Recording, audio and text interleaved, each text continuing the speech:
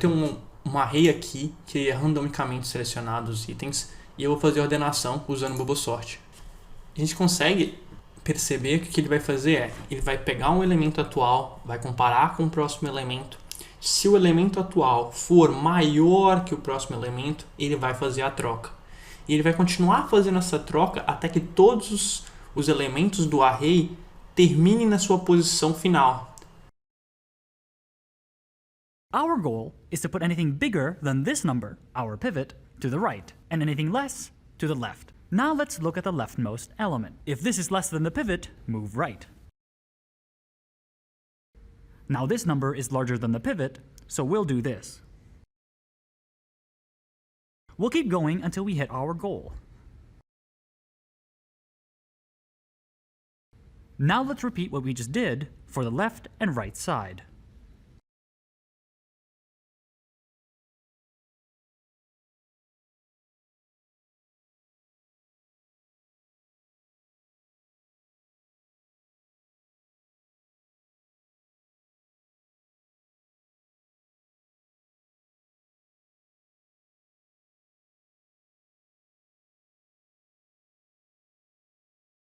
Congratulations! You just learned Quicksort.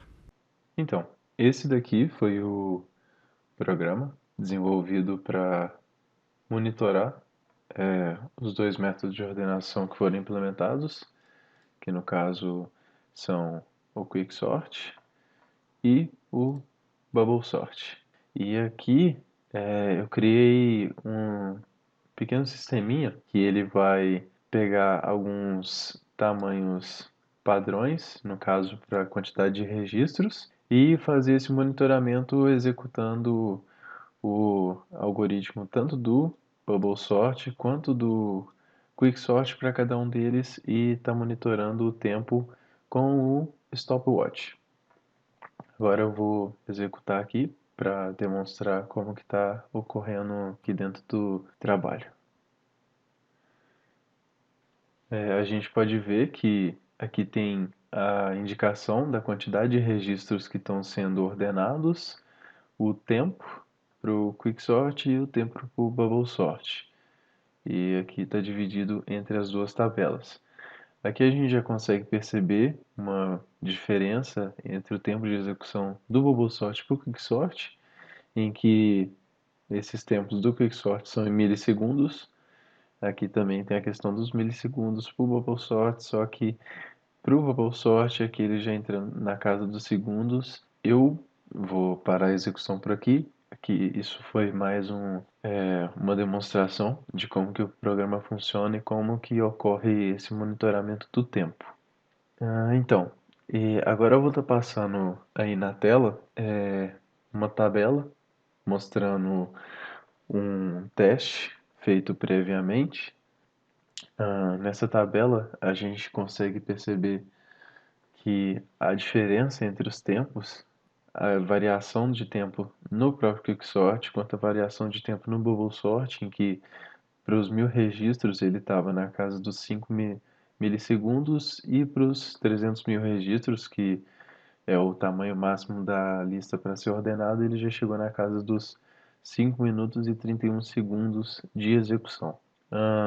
Essa questão do tempo de execução, tanto do Quicksort quanto para o BubbleSort, essa diferença tão grande ocorre por causa da quantidade de comparações que cada um desses algoritmos fazem, a quantidade de trocas, a quantidade de verificações que eles fazem. No caso do Quicksort, que ele usa aquela estratégia da divisão e conquista, ele vai estar fazendo menos comparações e também tem a questão de que ele vai evitar passar por trechos do array ou do vetor que a gente está ordenando que já estão ordenados.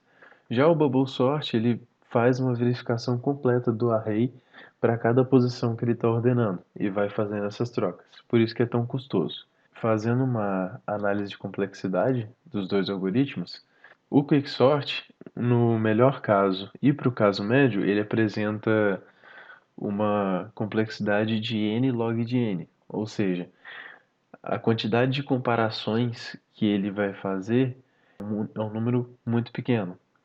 E no pior caso, a gente tem n ao quadrado, em que a complexidade dele fica quadrática. No pior caso, acontece quando o elemento pivô ele divide a lista de forma desbalanceada, ou seja, ele divide a lista em duas sublistas, uma com tamanho zero e uma com tamanho n-1, que no caso seria o tamanho da coleção menos 1.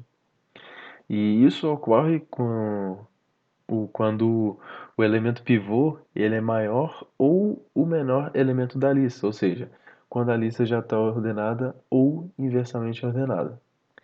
E se isso ocorre em todas as chamadas do método de particionamento, então basicamente cada etapa recursiva vai chamar as listas de tamanho igual à lista anterior. E aí, no caso, a gente vai ter basicamente uma situação em que ele vai estar percorrendo e percorrendo listas e sublistas daquela coleção principal e fazendo um tanto de comparação desnecessária, e é onde a gente chega no valor de n ao quadrado de comparações. E para o caso do bubble sort, tanto a complexidade dele por pior caso quanto para o caso médio são de n ao quadrado, ou seja, ele tem uma complexidade quadrática, em que, como eu já foi citado aqui, ele vai percorrer o vetor inteiro para cada posição que ele estiver comparando, e isso é muito custoso. E no melhor caso, o vetor já vai estar ordenado, então ele vai executar n operações relevantes e não vai ter nenhum tipo de troca, então ele não vai precisar executar de novo.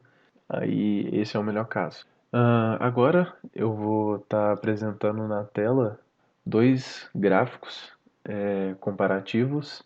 No caso do Quicksort, que tem essa tabela de uma relação de milissegundos para quantidade de registros, a variação entre a quantidade de milissegundos para 1000 registros e para 300 mil registros foi bem pequena. Foi uma variação de cerca de cerca de 1 até 55 milissegundos.